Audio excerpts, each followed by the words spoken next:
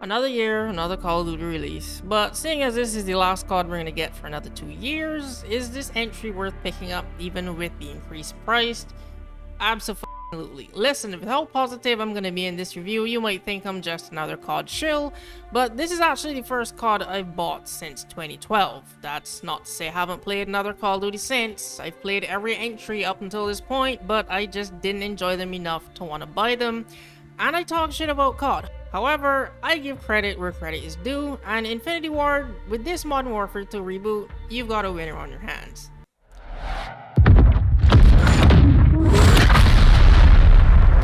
Fucking hell. Direct. Target destroyed.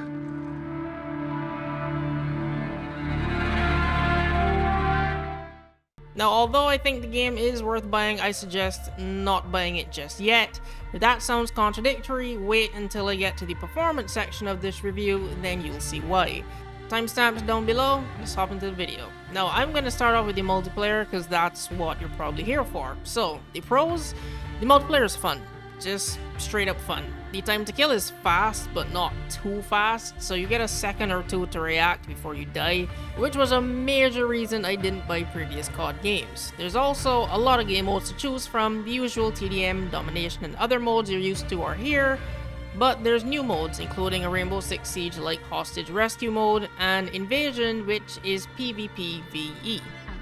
Battlefield fans, we all know how disappointing 2042 was for us, but I'm happy to say that COD has finally created a mode that's close enough to capturing that conquest field in Ground War.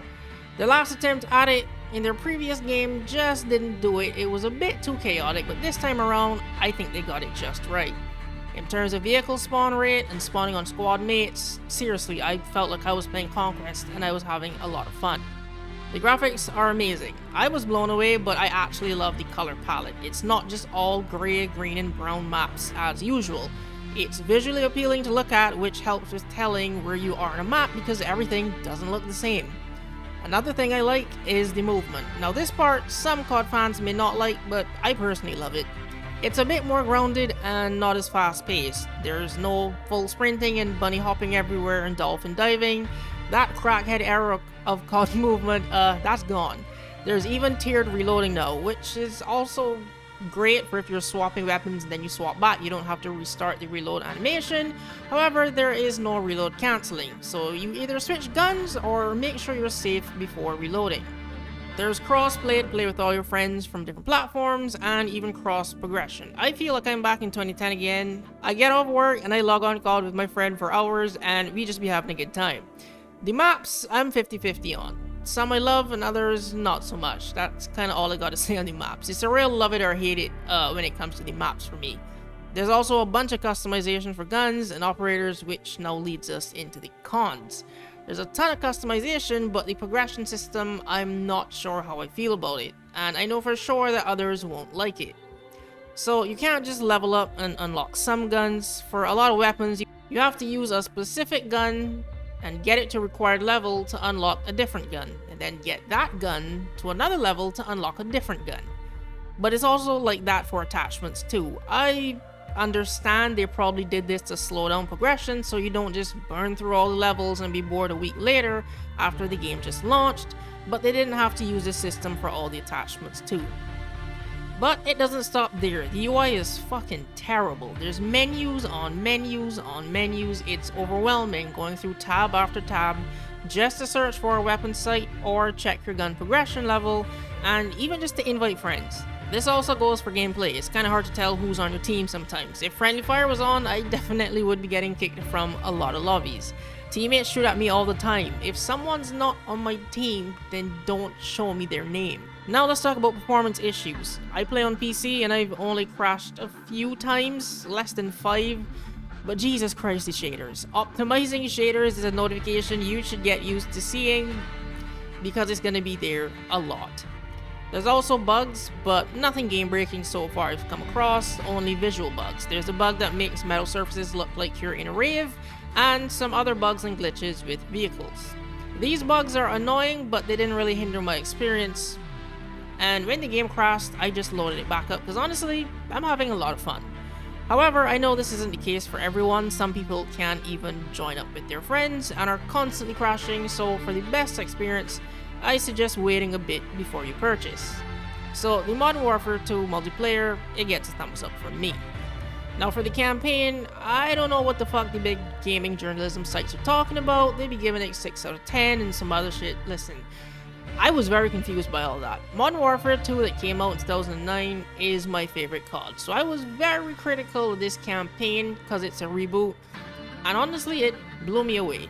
The campaign was amazing. There were a lot of cool throwbacks, and I can tell which levels they remade and altered from the original campaign. The characters were likable, and the cinematics, movie level. But let's talk gameplay. We got stealth, ghillie suits, sniping, shooting galleries, car chases, running through favelas, hanging upside down on a highway, hanging upside down from a building, raining death from above with an AC-130 gunship, death from below in the water. Do I need to continue or do you get it?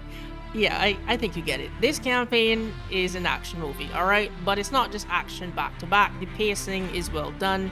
There's a nice mix of quiet moments, stealth sections, and then all-out action. There's 17 missions that'll last you about 6 to 8 hours. I started the campaign, and when I finished it, by the time I checked my phone, it was 3 AM. It had me hooked all the way through. The campaign was amazing. The only issue I can say I had, and this is me nitpicking, is that the missions in the middle started to feel a bit long and drawn out, but again, that's me nitpicking. I honestly felt like I was playing Dishonored a little bit. There was actual choice in the campaign, and it made a difference gameplay-wise. Be stealthy and the mission would go smoothly, but if you mess up, you now have to go loud and fight off a wave of enemies that you could have avoided. There's a backpack with equipment to choose how you want to approach certain missions, flush enemies out with tear gas, breach the doors, or pick them off from the skylight. There's sections where you have to search for resources and craft equipment to stay alive while you're being hunted, and even dark missions with horror elements. These are features I wouldn't expect from a COD game, but they are welcomed. The back and forth dialogue was also enjoyable and a little bit funny between Ghost, Soap, and the other squad mates during missions. And not to mention that boat mission that we all saw from the reveal, yeah, I thought that was scripted. It's not. Honestly, one of the most enjoyable missions for me. Those containers, they be moving all around. That is not scripted, they move around differently, so if you don't find the right path, they will kill you. And trust me, I died a lot over and over just to test how scripted it was. Nope, they all move independently. So that was pretty impressive. I had a ton of fun with all of the missions, honestly. The co-op is also a great addition. So the 2022 Modern Warfare 2 reboot, I think it's worth buying. There's a lot of content, the campaign is great, online and co-op modes are fun, plus Warzone 2 and the new DMZ Escape from Tarkov style mode aren't even out yet, and I still think it's worth getting. But again, due to performance issues, I suggest waiting a bit before purchasing, and if you can't justify spending $70 on COD, that's completely understandable. Luckily, Christmas, Black Friday, and Cyber Monday are around the corner, so I'm sure you could just get this on sale anyway, but that's the end of my review.